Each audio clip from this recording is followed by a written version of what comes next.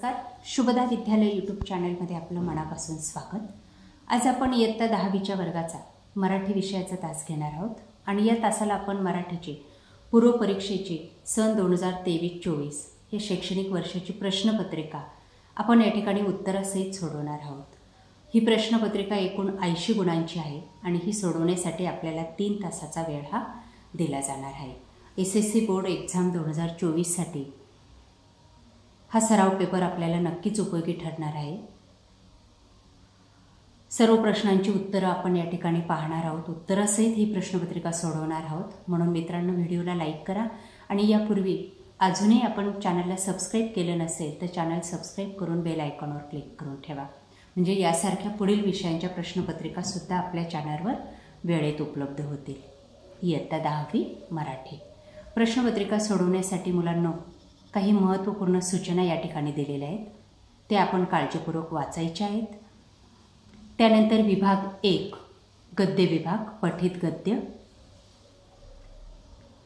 पुढील उतारा वाचा आणि दिलेल्या सूचनेनुसार कृती करा। या ठिकाणी आपल्याला एक उतारा दिलेला आहे, हा उतारा आपण काळजीपूर्वक वाचायचा आहे आणि त्यावर आधारित प्रश्नांची उत्तरं आपण या ठिकाणी लिहायची आहेत। बघा हा उतारा, बोलतो मराठी या पाठातला हा उतारा दिलेला आहे आपल्या पाठ्यपुस्तकातला। त्यातली पहिली कृती, भाषा वापरताना अर्थाचा अनर्थ टाळण्यासाठी आवश्यक उपाय। 2 उपाय आपल्याला विचारलेले आहेत। बघा, पहिला उपाय योग्य अर्थाचे क्रियापद वापरणे आणि दुसरा आहे क्रियापदाशी संबंधित नामाला योग्य प्रत्यय जोडणे। त्यानंतर दुसरा कृती, उतार्यात निर्देश केलेले शब्दांच्या अर्थाचे 2 प्रकार, एक वाच्यार्थ म्हणजे शब्दाचा मूळ अर्थ आणि लक्षार्थ म्हणजे मूळ अर्थाहून वेगळा अर्थ। या पद्धतीने कृती आपण कंप्लीट केल्यास आपल्याला 2 गुण मिळतील।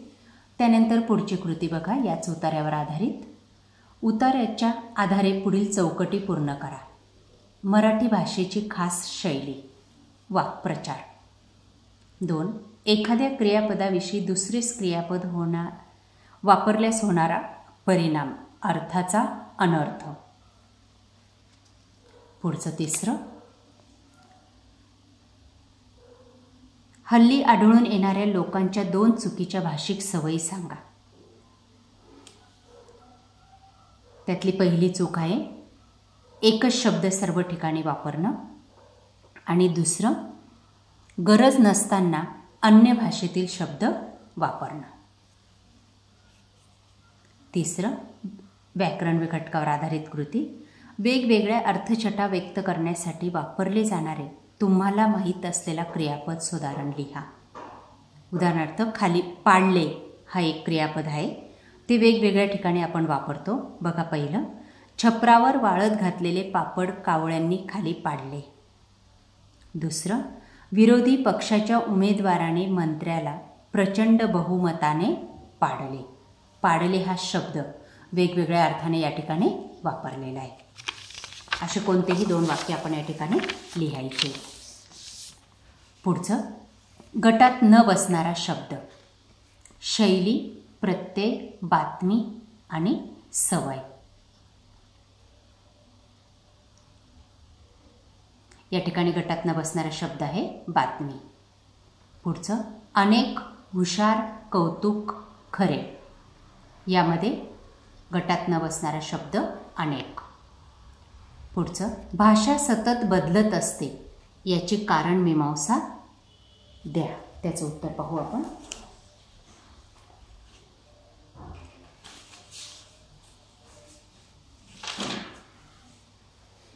बघा, हे त्याचं उत्तर या ठिकाणी, हे उत्तर लिहायचं आहे।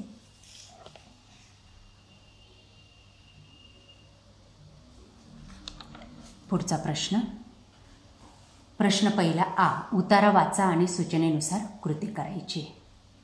आकृती पूर्ण करा।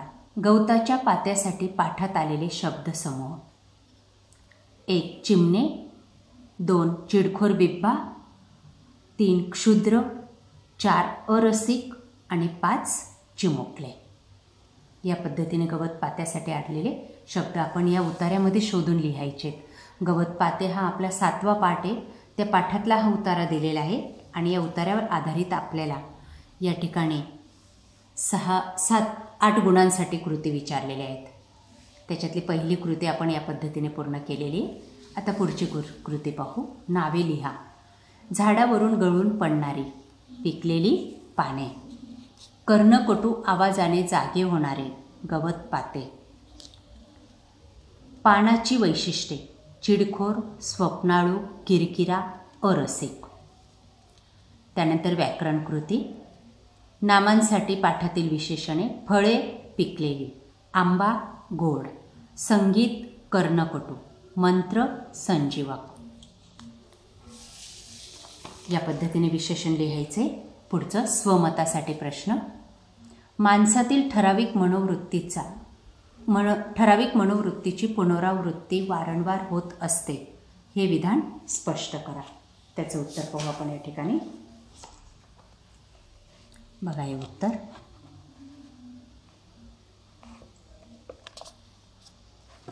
या पद्धतीने या प्रश्नाचं उत्तर कंप्लीट करायचं आहे. ओके. त्यानंतर पुढचा प्रश्न अपठित गद्यासाठी. उतार्याच्या आधारे आपल्याला कृती सोडवायची आहेत. पहिला तक्ता आहे बघा. अपठित उतारा हा पाठ्यपुस्तकाच्या बाहेरचा. जंगलाचा स्वभाव विचारला आहे आपल्याला आणि माणसाचा स्वभाव. जंगलाचा स्वभाव आहे दिलखुलास, मनमोकळे. या ठिकाणी खुणाकू केले आहेत बघा. मी उतार्यातूनच त्याचं उत्तर शोधलं आहे. आणि माणसाचा स्वभाव आढी धरणे, तेढ बाळगणे. या पद्धतीने आपण हा प्रश्न सोडवायचा आहे. पुढचा जंगल करीत असलेल्या मानवी क्रिया. बघा या ठिकाणी मी डॅश केलेली त्या उत्तरांना. बोलते, कुजबुजते, हसते, गाते, भिजते. त्यानंतर व्याकरण. जंगल हा शब्द आहे. शब्दाची जात ओळखा. नाम, नागमोडी, विशेषण. त्यानंतर सूचनेप्रमाणे कृती करा. जंगल मन मोकळे असते. काळ ओळखायचा आहे. वर्तमान काळ. सहसंबंध ओळखा.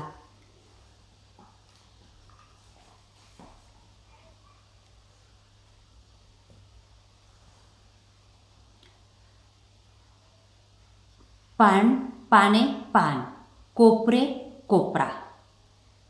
त्यानंतर स्वमतासाठी प्रश्न. जंगलाचा मन मोकळा स्वभाव सोदाहरण स्पष्ट करा. बघा या ठिकाणी मी कंसात उत्तर लिहिले. इथून स्टार्ट करायचं आहे ते उत्तर आणि इथपर्यंत. ह्या 4 ओळी या ठिकाणी या प्रश्नासाठी आपण लिहायच्या आहेत. जंगलाचा मन मोकळा स्वभावासाठी.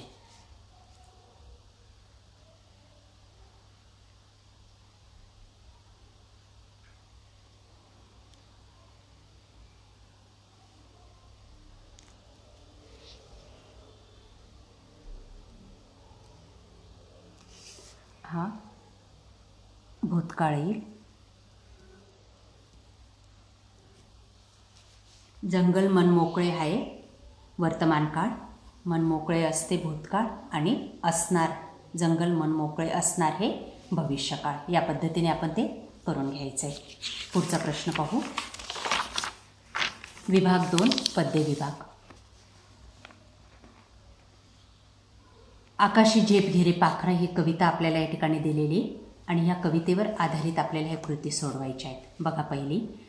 पिंजऱ्यातील पोपट आणि पिंजऱ्याबाहेरील पोपटाच्या संदर्भात आपल्याला 4 गोष्टी लिहायच्या आहेत कवितेच्या आधारे. आपण सर्वप्रथम पिंजऱ्यातील पोपट पाहू. 1 पारतंत्र्यात राहतो. 2 लौकिक सुखात रमतो. 3 कष्टाविना राहतो. 4 जीव कावराबावरा होतो आणि 5 मनात खंत करतो. त्यानंतर पिंजऱ्याबाहेरील पोपट स्वातंत्र्य उपभोगतो, स्वबळाने संचार करतो, कष्टात आनंद घेतो, सुंदर जीवन जगतो, मन प्रफुल्लित होते. या पद्धतीने फरक स्पष्ट करायचा आहे. पुढचा आकृतिबंध पूर्ण करा. पाखराला या गोष्टी ओलांडायच्या. दरी डोंगर, हिरवी राने, सरिता आणि सागर. पुढचा प्रश्न आहे काव्य सौंदर्यासाठी. आकाशी झेप घेरे पाखरा, सोडी सोन्याचा पिंजरा. या ओळीचा मतितार्थ स्पष्ट करा. आपण त्याचं उत्तर पाहू या ठिकाणी.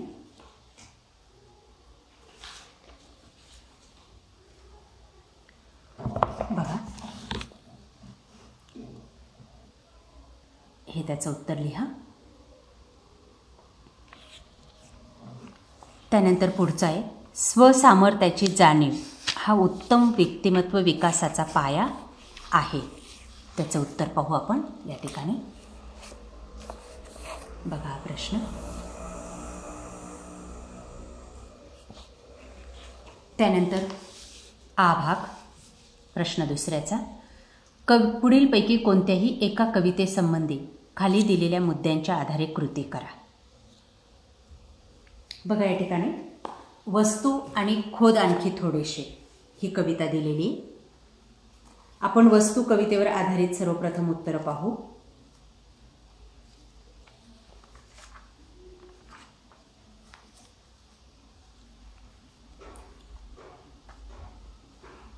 पहिले, प्रस्तुत कवितेचे कवी द भा धामनस्कर. कवितेचा काव्यसंग्रह भरून आलेले आकाश. त्यानंतर कवितेचा विषय निर्जीव वस्तूंचा सजीवपणा. कवितेतून व्यक्त होणारा स्थायी भाव. वस्तूतून मानवी जीवन व्यक्त होते. कवितेतून व्यक्त होणारा विचार, मन, भावना, संवेदनशीलता वस्तूंना असते आणि कवितेतून मिळणारा संदेश, वस्तूंशी प्रेमाने संवेदनशीलतेने वागले पाहिजे. या ठिकाणी मी तुम्हाला शॉर्टकट दिलेलं आहे. आता या ठिकाणी तुम्ही सविस्तर असं उत्तर बघा, म्हणजे आपल्याला पैकीच्या पैकी मार्क्स मिळतील. अशा पद्धतीने कोणत्या तरी 2 कवितांवर आधारित आपल्याला असे प्रश्न येतोच आणि त्याचे उत्तर आपण या पद्धतीने लिहायचे असतात. आपल्या प्रश्नपत्रिकेमध्ये जे मुद्दे असतील यापैकी त्यांची उत्तर आपण लिहायची आहेत. एक्स्ट्रा सर्व लिहायची गरज नसते. बघा हा विचार, मध्यवर्ती कल्पना. त्यानंतर अजून काही प्रश्न असतात. आवडलेली कारणे, कोणतेही 4-5 मुद्दे त्यांना द्यावे लागतात, ते अशा पद्धतीने असतात. त्यानंतर पुढचं आहे, खोद आणखी थोडेसे. या कवितेचं पण रसग्रहण पाहू आपण. जर आपल्याला ती कविता आवडली तर तिच्यावरचं लिहा. दोघांपैकी एकच लिहायचे, दोघं लिहू नका, कारण की आपला वेळ जाईल. बघा एक खोद आणखी थोडेसे या कवितेवरचं या ठिकाणी.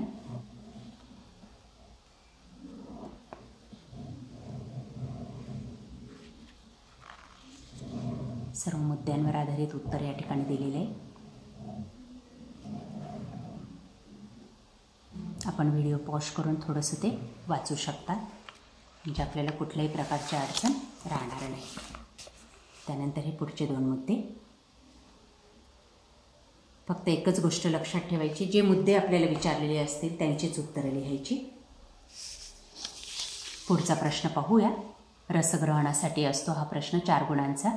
पुढे दिलेल्या काव्यपंक्तींचे रसग्रहण करा. त्याचे उत्तर पाहू आपण.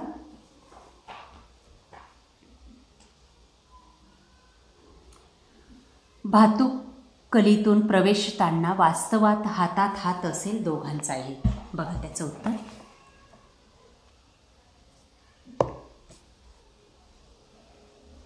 या पद्धतीने आपण रसग्रहण करायचे. आश्वासक चित्र या कवितेच्या माध्यमातून. त्यानंतर वळूया आपण स्थूल वाचनाकडे. विभाग 3. पुढीलपैकी कोणत्याही 2 कृती सोडवा. 6 गुणांचा हा प्रश्न आहे आपला.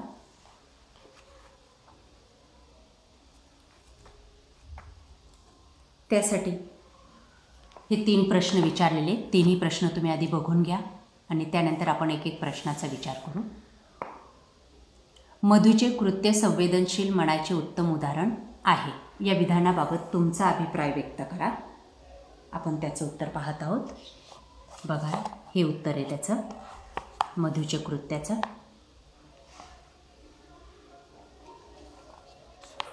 हा वरचा प्रश्न आणि हे त्याचं उत्तर.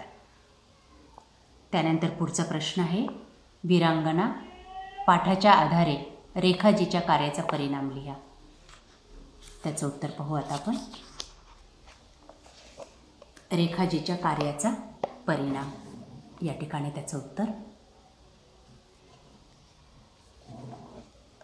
पुढचा प्रश्न आहे व्युत्पत्ती कोशाचे कार्य.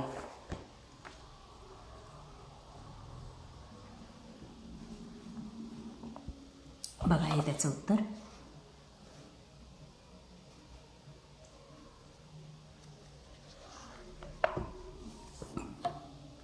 त्यानंतर विभाग 4 भाषाव्यास व्याकरणावर आधारित प्रश्न. समास ओळखायचा आपल्याला. पाला पाचोळा, त्याचा विग्रह येतो पाला पाचोळा वैगरे आणि समासाचं नाव आहे समाहार द्वंद्व. खरे खोटे, खरे किंवा खोटे वैकल्पिक द्वंद्व. अलंकार ओळखा. ऊस डोंगा परी रस नोहे डोंगा, काय भुललासी वरलिया रंगा. या ठिकाणी रूपक अलंकार येतो. तिसरं वृत्त. पुढील ओळीचे लघु गुरुक्रम लावून गण पाडा.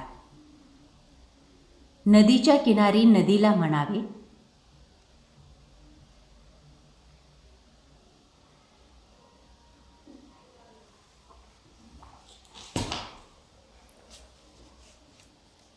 तुझे पूर माझ्या नसातून यावेत.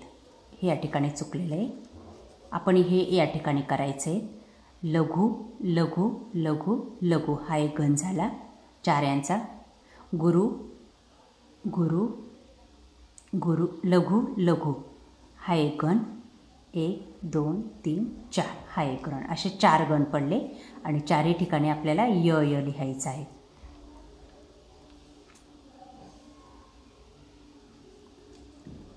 चार वेळा य येतात.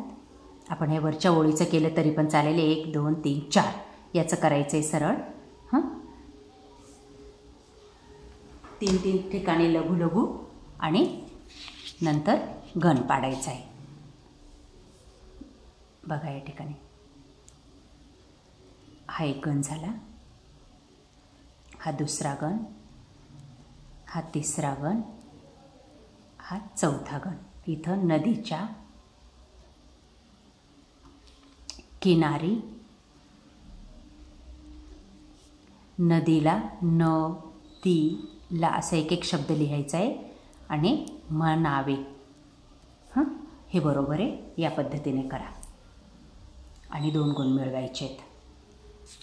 पुढचं बघा शब्दसिद्धीसाठी कडकडाट सारखे 4 अभ्यस्त शब्द. भरभराट, फडफडाट, लखलकाट, चकचकाट. या व्यतिरिक्तही दुसरे शब्द तुम्हाला माहिती असतील तर लिहिले तरी चालतील. फक्त तसेच पाहिजेत. भरभर, मरमर. सामान्य रूप लिहायचे तक्ता पूर्ण करून. कन्येशी, प्रत्यय त्याला लावलेला आहे शी, त्याचं सामान्य रूप आहे कन्ये. स्वातंत्र्याचा, चा प्रत्यय आहे, त्याचं सामान्य रूप आहे स्वातंत्र्य. वाक्प्रचार बघा आता. खाली वाक्य दिलेले आहेत आणि कंसात काही वाक्प्रचार दिलेले आहेत. आपल्याला ह्या वाक्याशी हे वाक्प्रचार जोडायचे आहेत. बघा पहिलं वाक्य आणि वाक्य पुन्हा लिहायचं आहे. आता पुन्हा कसं वाक्य लिहायचं ते मी तुम्हाला सांगते. नीट ऐका आणि लिहा. रात्रीच्या वेळी रानातल्या रस्ता शोधता शोधता प्रवाशांना ससे होलपट झाले. हे लिहायचं या ठिकाणी. खूप त्रास झाल्याच्या ऐवजी ससे होलपट झाले लिहायचे. पुढचं गाडगे महाराजांनी स्वच्छता मोहिमेची मुहूर्तमेढ रोवली. हे 2 ठिकाणी लिहायचे. पाया घातल्याच्या ऐवजी हा शब्द टाकायचा आहे. वाक्प्रचार. अजयने दररोज नियमित व्यायाम करण्याचा मनाशी दृढ निश्चय केला. तर त्या ठिकाणी खुणगाट बांधणे टाकायचं आहे आपण. अजयने दररोज नियमित व्यायाम करण्याचा मनाशी खुणबाट बांधली. त्यानंतर जनसेवा कशी करावी याचा महात्मा गांधीजींनी वस्तुपाठ घालून दिला. या शब्दांच्या ऐवजी हा शब्द टाकायचा आणि वाक्य जसंच्या तसं लिहायचं आहे. हवा तेवढा क्रियापदामध्ये आपण वाक्यानुसार बदल करायचा आहे. पुढचं भाषिक घटकांवर आधारित कृती. शब्दसंपत्तीसाठी लिहिता वाचता न येणारा निरक्षर, चांगल्या प्रकारे शिक्षित असलेला साक्षर, गटात न बसणारा शब्द, आई वडील बहीण बायको कन्या, यामध्ये बायको ही बाहेरची असते, बाकीच्यांचं रक्त एकच असतं म्हणून बायको गटात बसत नाही. दुसरं, तन मन चित्त जिव्हार अंतकरण.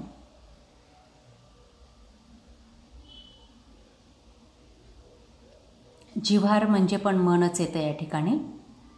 तन म्हणजे शरीर येईल, मग हा वेगळा शब्द असेल आणि या ठिकाणी तन लिहायचं आहे.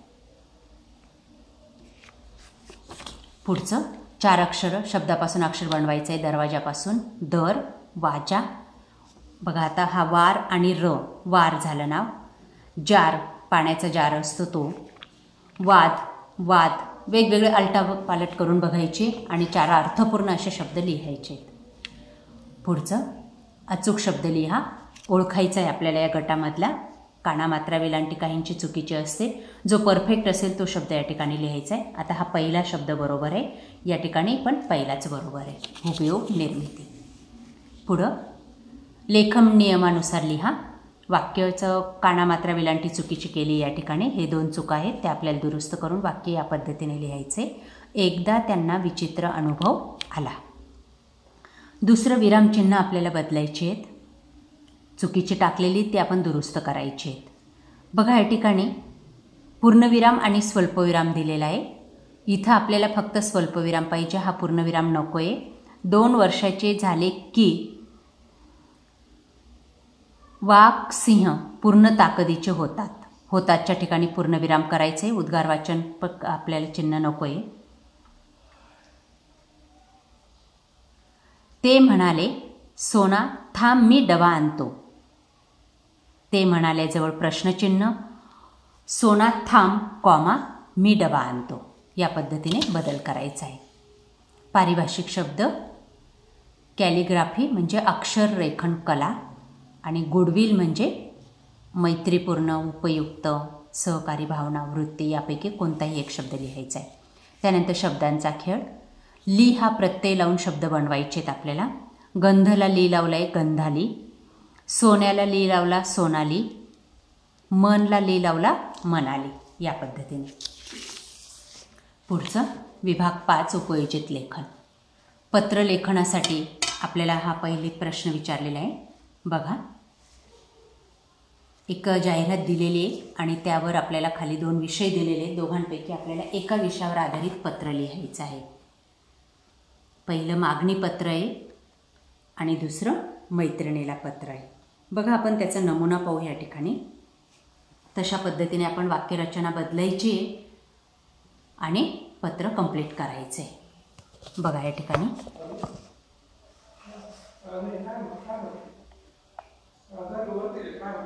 या पद्धतीने आपण पत्र कंप्लीट करायचं आहे. त्यानंतर सारांश लेखन.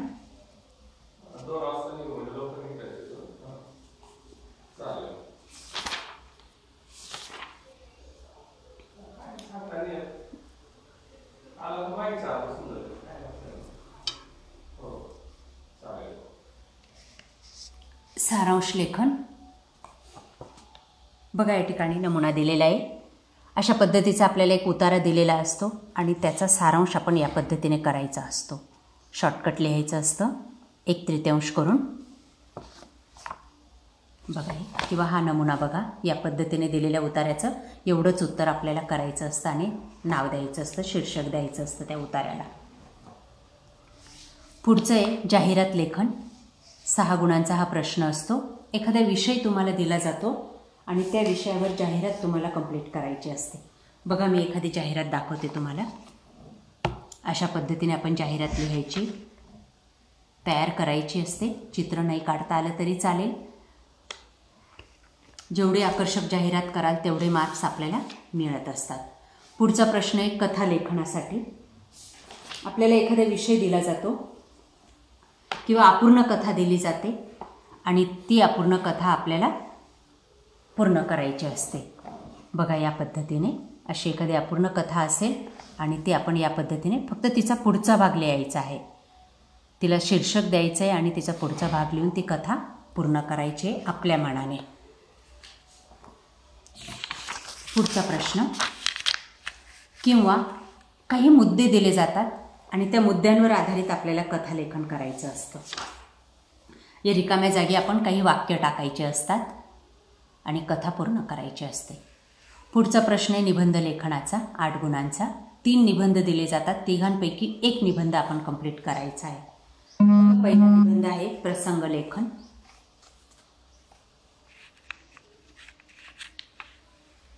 त्यानंतर आत्मकथन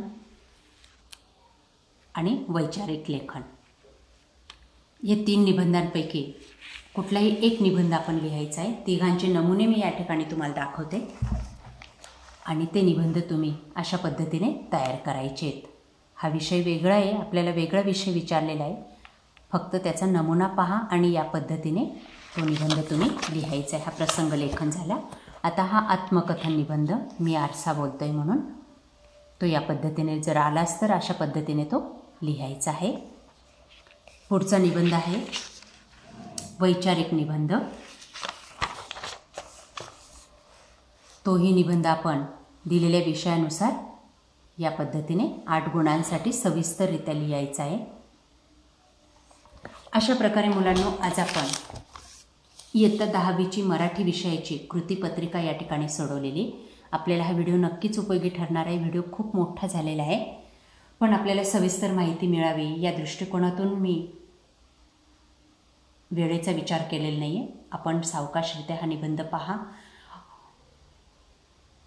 अशा पद्धतीच्या इतर विषयांच्याही प्रश्नपत्रिका आपल्याला हव्या असतील तर आपल्या चॅनलला सबस्क्राईब करून बेल आयकॉनवर क्लिक करा. थँक्यू.